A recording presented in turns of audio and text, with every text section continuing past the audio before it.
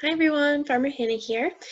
It's been a long time since I've seen you all, and I just wanted to check in and tell you all that I've been thinking about you and that I miss you all very much. April would have been our sixth and final Farmer in the Classroom month. We were going to do a review of everything that we learned over the course of the year, and then we were going to play a Jeopardy review game. Since we can't do that all in class in person, I decided to make a review video instead. So in this video, I'll be going over everything that we learned over the last 6 months. After that, you can play the Review Jeopardy game, which I've sent along with this video.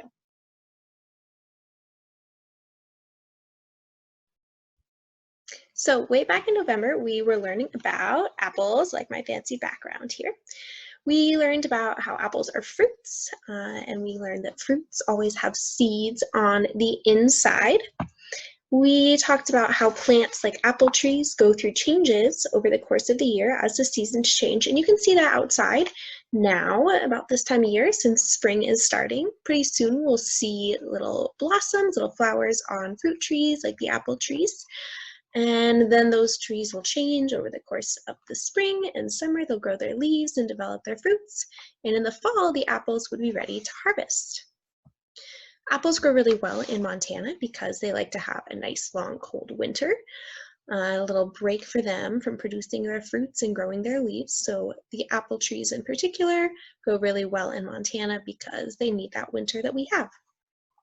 In the past, historically, Montana produced a lot of apples. We were one of the biggest apple producers in the world, and most of those apple orchards were in the Bitterroot Valley, which you might remember is south of Missoula. If you can see here, our little map, remember we drew a little apple in the nose, or this little spot here, south of Missoula on our map, because that's the Bitterroot Valley, and that is where we used to have a lot of orchards in the state. We did a little apple taste test too. You might remember we tasted 4 kinds of apples. We tasted those yellow opal apples, smitten apples, Granny Smith, and also McIntosh, which we grow a lot of in Montana. They all had a different flavor, a different texture, and it was super fun and delicious to taste all of those things. In December, we talked about storage vegetables, which you might remember are vegetables that can last for a really long time without being refrigerated. And that's because they either had a really thick, tough skin, like potatoes or squash, or because they have lots of layers, like onions and garlic.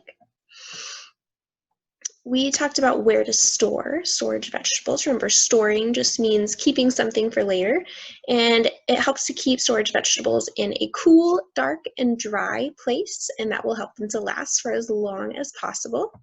A good example of this in a house would maybe be a basement or in a garage. And up at the Pease Farm, where we would keep these, would be in the root cellar, which you might have seen in the fall when you visited the farm. Storage vegetables are really important for farmers, especially in Montana, to grow. We talked in December also about our growing season, which is the time of the year when we can grow fruits and vegetables outside. We obviously can't do that in the winter in Montana. It's too snowy and cold. Our vegetables don't grow in the winter time. So we grow storage vegetables over the growing season so that we'll have some fresh veggies that are really healthy and that we grow ourselves that we can eat all winter long. So that's why it's really important to have storage vegetables in Montana. In January, we learned about wheat, which is Montana's #1 crop. Wheat is a kind of grass, so it grows best in the plains, the eastern part of Montana, and that is the golden triangle on our map. It is that flat land towards the east of the mountains, so not in Missoula, but the eastern part of Montana is where we grow most of our wheat.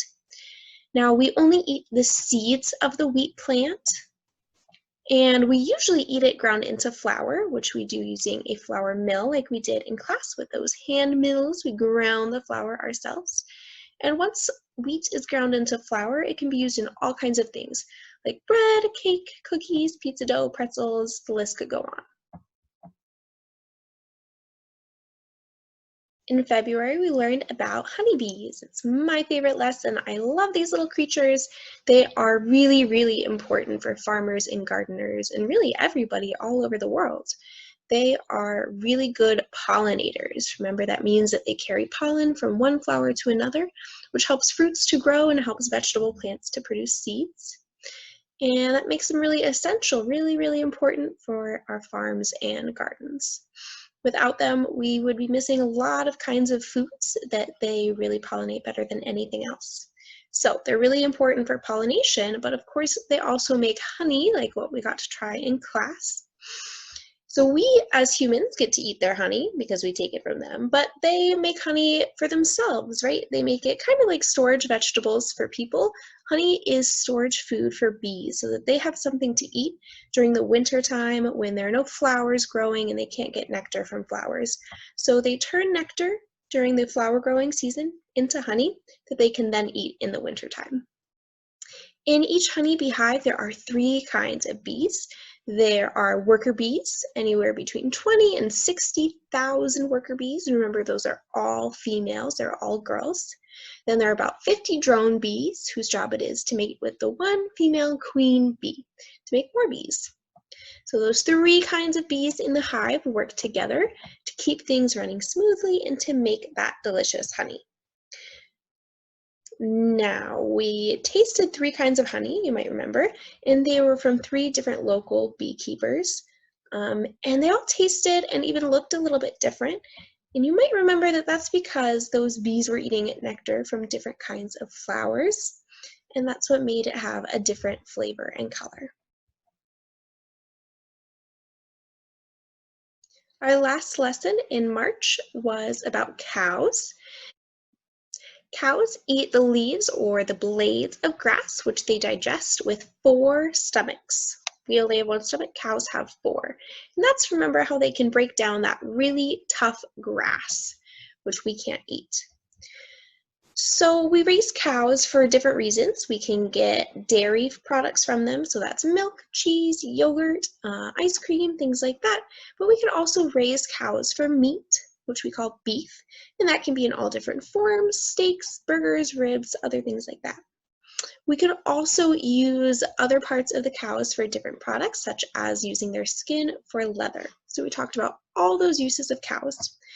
And we talked about cows because they're also a really important part of Montana's agriculture. You might remember we discovered there are 3 million cows in Montana. That's 3 times as many cows as people. So it's a pretty important part of Montana agriculture.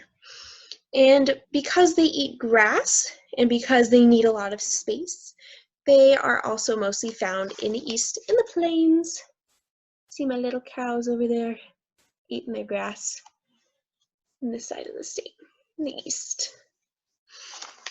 So 3 million cows makes them a really important part of Montana agriculture.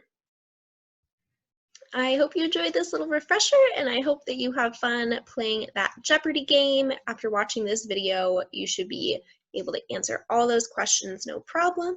And like I said, you could play it with your family at home and teach them what you learned over the course of the year in Farmer in the Classroom. Now, since it is springtime, I hope that you can get outside a bit. When you go outside, you could notice how the plants are changing at this time of year as the weather warms up. You might see buds and flowers starting to grow on trees, and then eventually leaves and fruits will grow over the course of the spring and summer. Be on the lookout for more videos from farmer friends at Garden City Harvest, and have a happy spring!